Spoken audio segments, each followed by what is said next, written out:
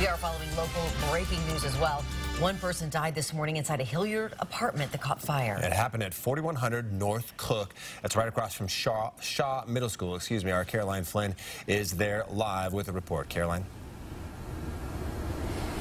Yes, well, I'm joined right now by Assistant Fire Chief Tricia Wolford, excuse me. I understand you just walked through the scene. What can you tell us about what happened here this morning? Well, the apartment actually right here behind us is where there was a small fire this morning.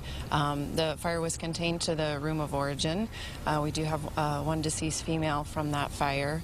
Minimal damage to the interior of the apartment. Lots of smoke and heat damage from that fire. About 17 crews on scene, 17 different units that arrived here for approximately an hour, and our investigators have just finished up working on the investigation with the ME's office. I understand you told me just moments ago that there was a smoke detector. Was it working?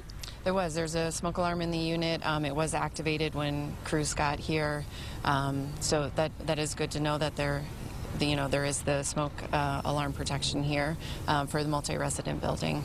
I understand residents, were of course evacuated when this all happened, but were allowed back in pretty quickly. Was anyone else in the apartment with this female who died? No, there are occupants in there, and because the fire was contained to that unit, there wasn't any extension for any of the other residents, but we do evacuate as a precaution. Do we know anything about who placed this original call? I know it was at about 1:20 this morning. Do we know if it was a resident in the building or?